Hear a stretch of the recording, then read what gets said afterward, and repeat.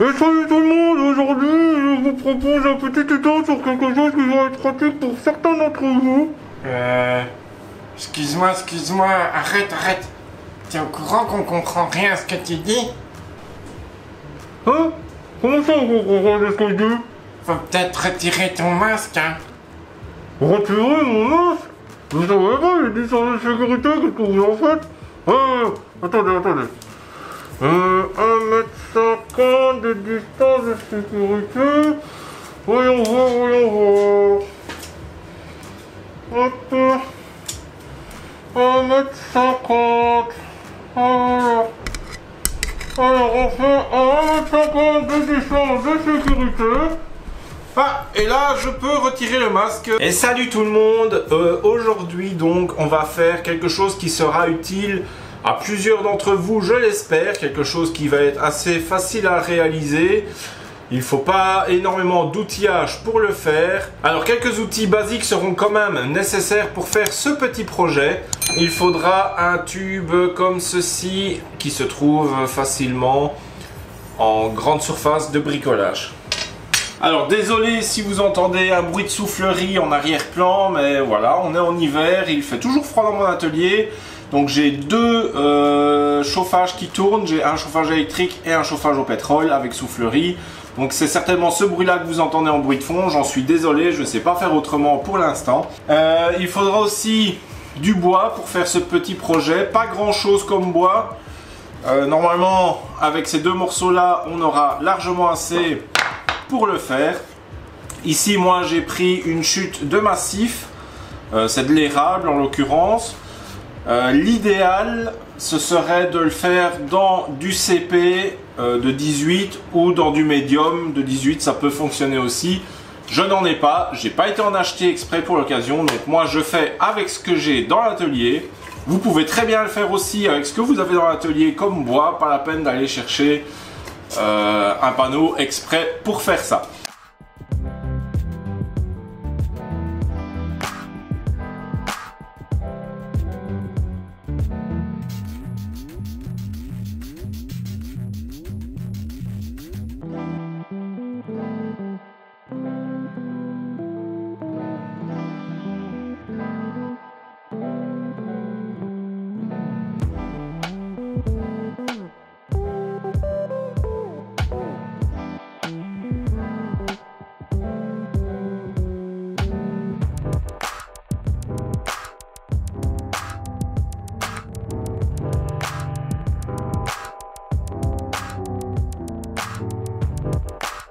Alors, de quoi il s'agit? Eh ben, il s'agit en fait, je vous mettrai ce petit plan à disposition. Il s'agit d'un petit gabarit pour les tourillons, un gabarit de percement pour les tourillons qu'on va réaliser dans cette vidéo ensemble. Alors, pour des questions de facilité, je vais coller donc ce plan sur mon morceau de bois avec de la colle en spray qui se trouve un peu dans tous les magasins de bricolage.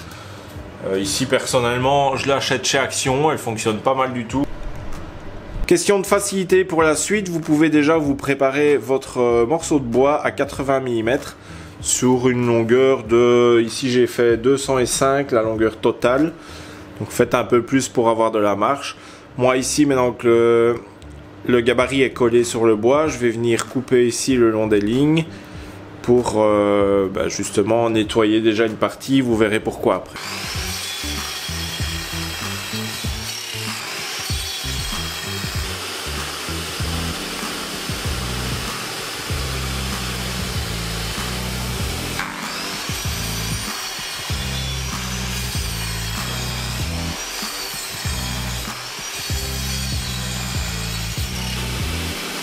Maintenant, on va venir percer donc tous les trous ici, là, les deux trous ici et celui-là. L'idéal, c'est d'avoir une perceuse à colonne, mais vous pouvez très bien le faire avec une perceuse à main levée, à condition que vous percez au maximum en étant d'équerre par rapport à votre bois. Essayez de ne pas percer en angle. Ici, moi, je vais percer pour des tourillons de 8 adapter le diamètre des trous suivant les tourillons que vous avez. Il en existe en 6, en 8, en 10, en 12. Il suffira juste d'adapter donc les diamètres des percements. Ce percement là, je le fais à 10 mm parce que le tube en métal que je vous ai montré en début de vidéo fait 10 mm extérieur et 8 intérieur. En fait, le tube va venir se loger ici dans ce percement-ci. Si vous ne voulez pas mettre de tube, vous faites votre percement au même diamètre que votre tourillon. Il y a juste que, dites-vous bien que si vous ne mettez pas un tube en métal dedans, dès que la mèche va venir frotter un peu sur le bois, votre trou à la longue va peut-être se retrouver, au lieu d'être du 8, il va peut-être être de 10 ou 12. Donc moi je mets juste un tube dedans pour éviter justement le frottement de la mèche et d'agrandir le trou, quoi. Mais vous n'êtes pas obligé d'en mettre un. Il fonctionnera sans tube. Il y a juste qu'il faudra donc faire votre percement au diamètre de tourillon utilisé. Ici, je vais d'abord pré-percer avec une très fine mèche. Je pense que c'est une 2,5 pour marquer justement le centre de mes trous correctement. Parce que si vous percez directement avec du 8, la mèche risque de glisser et vous n'allez pas être bien centré par rapport à votre tracé.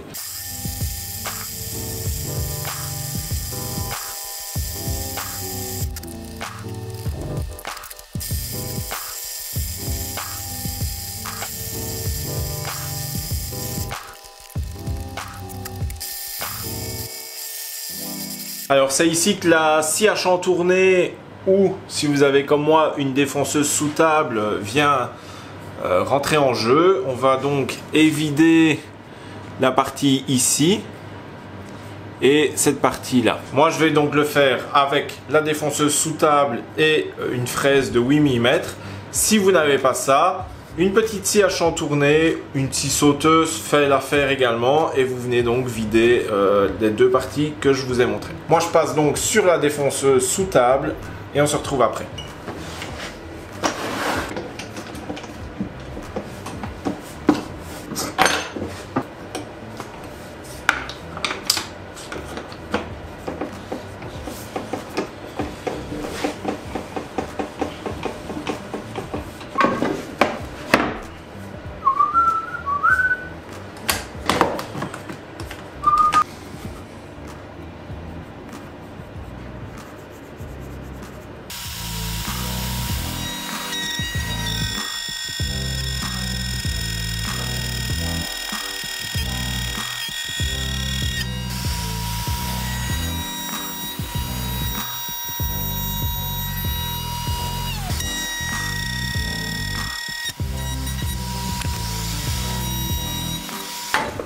Bien, on va découper notre tube métallique à la même épaisseur que notre bois.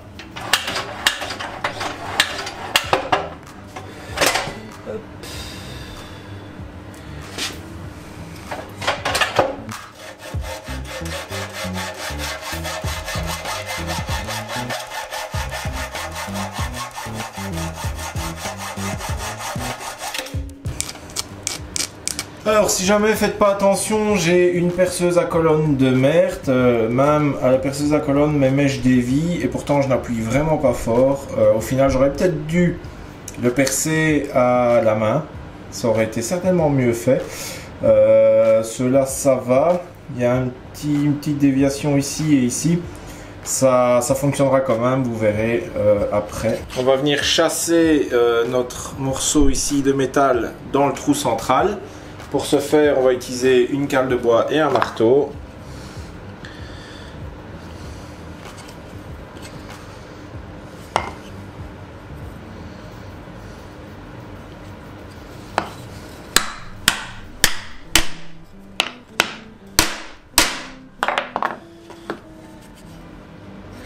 Voilà qui est fait. Donc maintenant avec la scie sauteuse, je vais venir découper ma forme ici. Et après on terminera donc ce gabarit.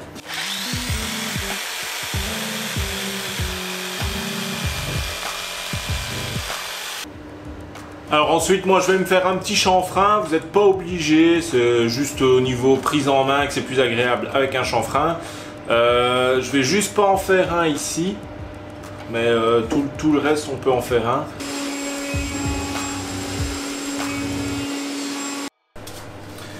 un petit coup de ponceuse. Bien, dans les deux percements ici et ici, on va venir mettre un tourillon avec de la colle.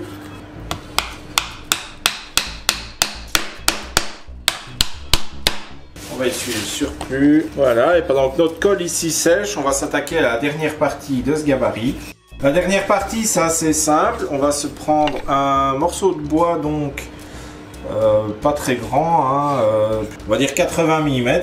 Alors le petit morceau de 80 mm que je vous ai fait couper, on va également le percer à 3 positions. Donc vous le percez sur le centre de la pièce. Alors ici moi j'ai percé à 15 de chaque extrémité et évidemment au centre à 40 vu que la pièce fait 80. Donc vous me percez 3 trous.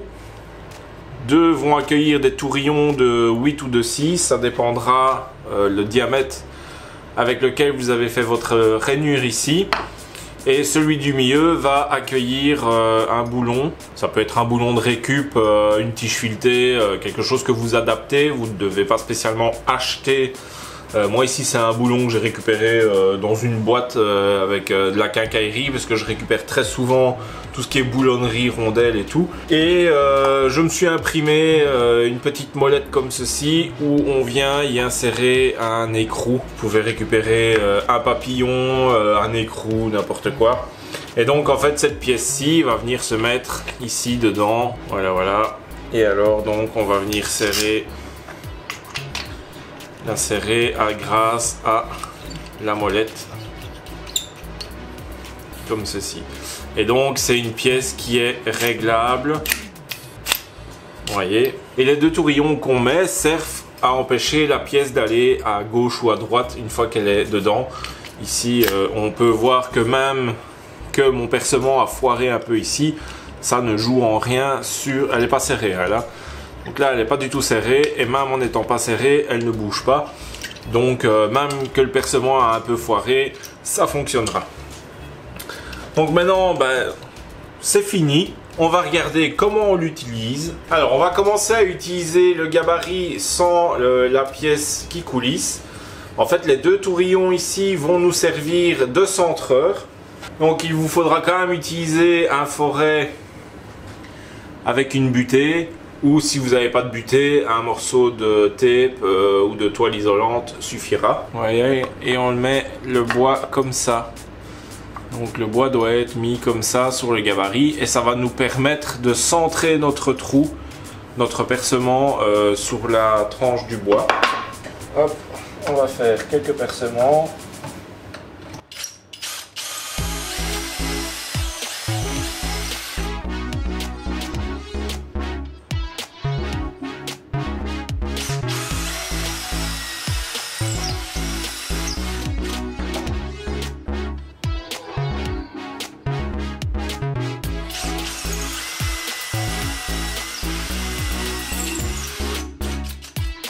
Donc on peut voir que les trous sont centrés par rapport à l'épaisseur du bois, sans devoir tracer ou quoi que ce soit. Déjà ça, c'est bien pratique quand vous devez percer. Hop. Pour ceux qui ne connaissaient pas cette astuce-là.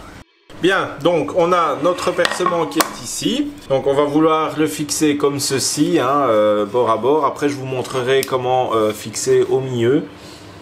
Donc là on veut le fixer comme ceci. On met les tourillons, les chevilles si vous préférez. Voilà, voilà, les chevilles sont positionnées. On va venir mettre notre pièce, notre fameuse pièce ici. Moi je dois juste mettre des rondelles pour qu'il y ait assez de filetage. Voilà. Alors grâce donc à notre percement ici, on va venir mettre ça dans le tourillon, peu importe lequel, comme ceci. Donc on le encastre dans un tourillon et on va venir mettre notre butée de profondeur, donc comme ceci, et la serrer. Donc là, normalement, il est bien mis. On serre pour plus que ça ne bouge. On peut le retirer. Donc là, normalement, si on se met comme ça sur notre bois, on est à la bonne à la bonne distance de notre bord. Mais vous allez me dire, bah oui, mais comment est-ce qu'on sait à quel endroit on doit repercer notre tourillon? Ben, en fait, c'est simple. On va venir se mettre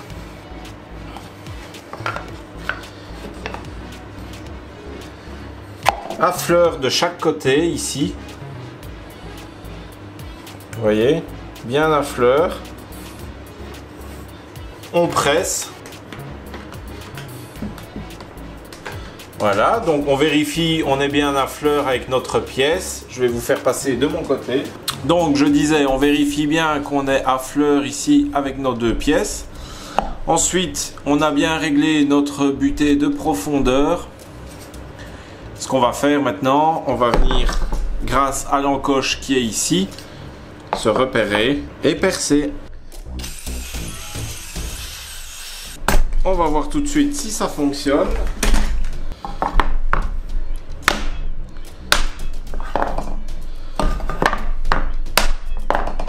Alors, on peut voir qu'on est bien jointif au niveau de l'épaisseur ici.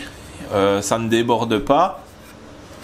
Et au niveau ici, pareil, on est bien jointif. Il y a moyen de faire un petit peu mieux parce qu'il y a un petit chouïa ici qui dépasse, mais le test, je l'ai fait rapidement. Et comme je vous avais dit, il y a mes percements ici et là qui avaient fait un peu foirer.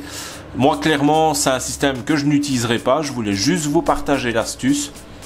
À vous de faire ça un peu plus précis.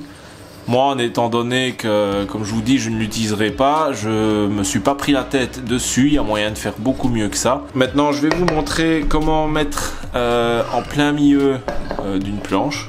Alors, pour ce faire, j'ai juste oublié de vous préciser quelque chose. Il faut vous tracer l'axe des percements, donc sur vos côtés ici. Ça va nous servir de repère. Donc, admettons que vous vouliez mettre un montant central ou quoi. Vous tracez le centre de votre pièce, donc la mesure à laquelle le centre de votre pièce va arriver en partant du bord, hein. Ici on va faire grossièrement. Hop, vous tracez ça.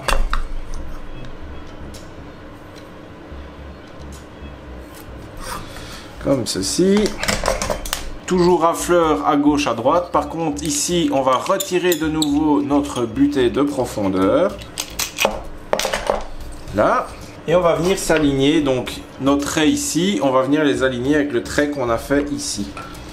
Et une fois qu'on a aligné, on va presser pour ne plus que ça bouge. Là, notre trait, on s'aligne. Ok. Une fois qu'on est bien aligné avec nos traits ici et ce trait-ci, et que notre pièce est bien placée et bien pressée, eh bien c'est le même principe. On va venir se servir de cette rainure-ci. Alors si vous regardez, nos percements sont bien centrés donc sur ma ligne que je viens de tracer.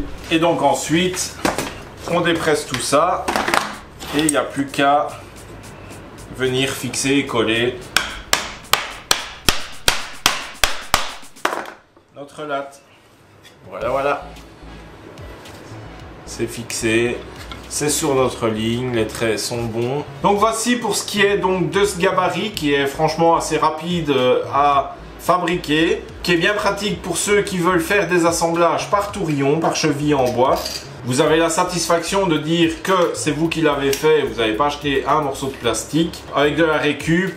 Le petit tube, comme je vous l'ai dit ici, pour éviter que le trou à force s'agrandisse ou autre, n'est pas obligatoire. Un petit gabarit d'assemblage vite fait, bien fait, qui permet de faire de chouettes assemblages sur du bois massif, sur du panneau et autres, que ce soit au milieu ou à fleur de champ. Donc voilà, j'espère que cette vidéo t'aura plu. Si c'est le cas, n'hésite pas à lâcher un un petit pouce bleu, ça m'aide pour le référencement de la chaîne. Si ce n'est déjà fait, je t'invite aussi à t'abonner pour ne pas rater ce genre d'astuces, ce genre de petits tutos que je fais qui vous facilitent, j'espère, la vie, vous, chez vous, dans vos ateliers. En tout cas, j'espère que celle-ci va t'être utile. Que du coup les tourillons n'auront plus de secrets pour toi et que tu n'auras plus peur de te lancer dans un assemblage. par cheville en bois. Nous, on se revoit dans une future vidéo. D'ici là, ben, portez-vous bien, faites plein de copeaux, changez-vous les idées dans vos ateliers, amusez-vous. Et on se voit plus tard. Allez, ciao ciao, à dans une future vidéo.